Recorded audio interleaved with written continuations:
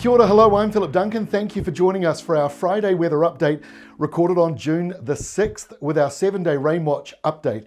Let's get into it as the southerly change comes on in. Look at it out here in the Tasman Sea, a big southerly flow going right up to Lord Howe Island, Norfolk Island, and even off the screen to the north. That is moving in towards us. If you thought the temperatures were cold today, you might find tomorrow even colder as this main southerly or southeasterly change starts to sweep on in. You sort of see this hook in here, kind of like a arm doing the muscle thing. That is pulling in this colder change, and that's going to be dredged up the country as the warm weather over here starts to move away. And we saw a little bit more wet weather crossing down over the North Island, but these are the heavy showers that are a little squally or might even have hail as this moves in. And of course, that'll bring another dusting of snow along the mountains and ranges. So let's make sense of that. Here is the big picture this evening. Low pressure off the side of the North Island, high pressure ballooning out to the south.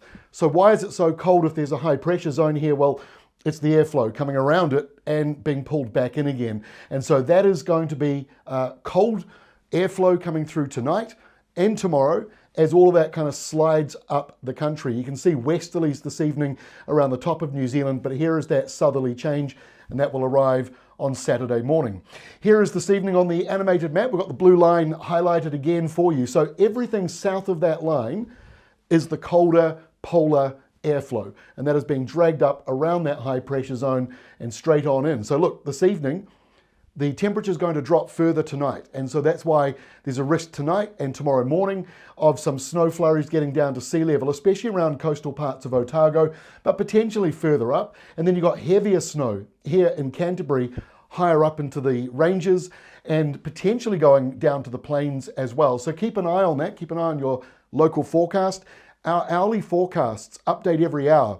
That's not much use if you're looking 5 days out. It doesn't really make any difference. But on the day itself, that is really helpful at working out if the wet weather is coming in, if the snow icon is showing up.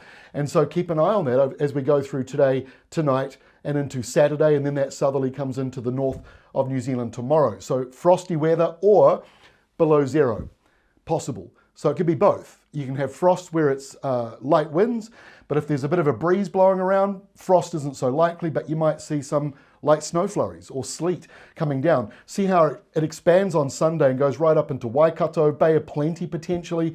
But if you look closely, the outer edges still have a bit of a white line, which suggests that the frost may not go into coastal areas, or it may just be a degree or two above that due to some wind, cloud, showers, snow flurries as we go through the next couple of days. But keep an eye, again, on your local forecast to make more sense of it. Here we are, lunchtime Saturday. So the high is still to the south.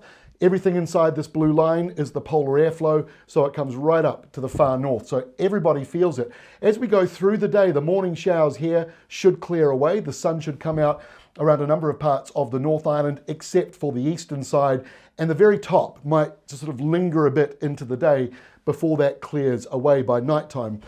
Showers along the eastern side. The further south you go, the drier it gets as you run into that high pressure zone, but you've also got the coldest of the airflow coming through here. So any snow probably doesn't look too major at the very low levels, but it's worth keeping an eye on. Borderline, you know, it can go from rain to snow very quickly, and all of a sudden everything changes.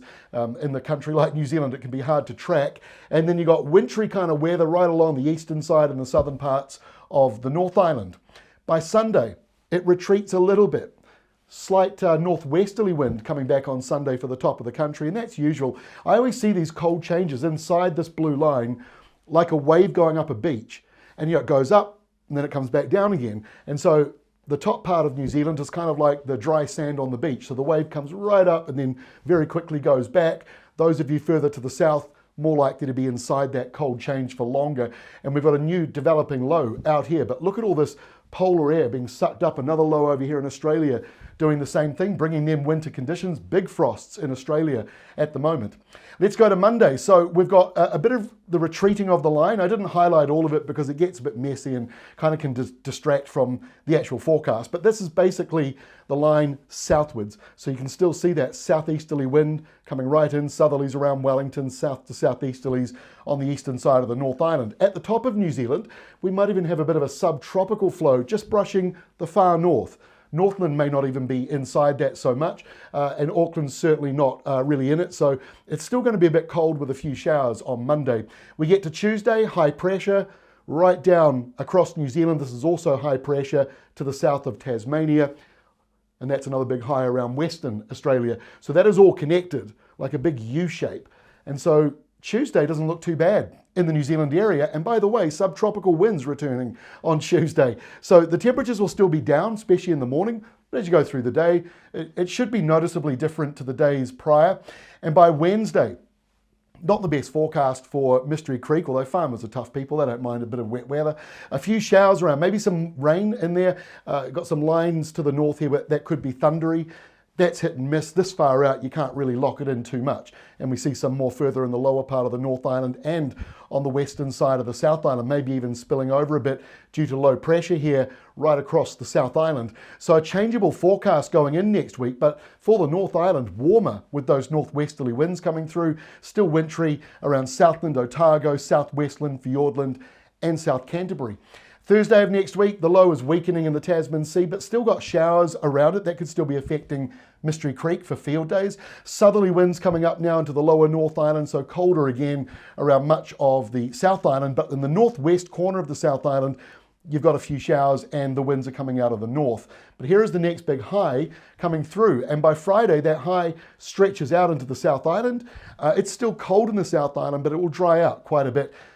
Maybe a couple of eastern showers carrying on. The North Island looks to be most unsettled, and if you can't see it, the blue line kind of comes back up again, which means everything on the map here to the south is polar airflow, which means it's colder really right coming through. Could be a bit of snow again around the central North Island. That's great news. Mount Ruapehu has certainly missed out on the snow so far this year, so it's good to see some falling there at the moment. Let's have a look at the 7-day rainfall for you. This is kind of a messy 7-day animation when you see it get to the end here. So how do you kind of break that down? Well, you just sort of look at the whole big picture here, and what you're seeing is rainfall between 20 and 50 millimetres for most regions. There may be some heavier falls around Mount Taranaki, some of the eastern ranges along there, and also around the Canterbury Hills and Ranges might go a little higher than that. But that is sort of how it's generally spread out, which means showers, patchy rain, kind of even spread of wind direction, so everyone kind of gets it. Perhaps the lowest part of the country, the driest, because of all that high pressure just to the south. That's why you're seeing those blues there at the bottom of the scale. So not very much. Fiordland, the rainforest, one of the wettest places on earth, will be quite possibly the driest part of the country over the next week. So that's kind of confusing for this time of the year, but that is the shape of the high pressure system coming through. It's just protecting the lower part of the South Island. That is all from me for this week. Hope you have a great weekend. I'll see you again on Monday.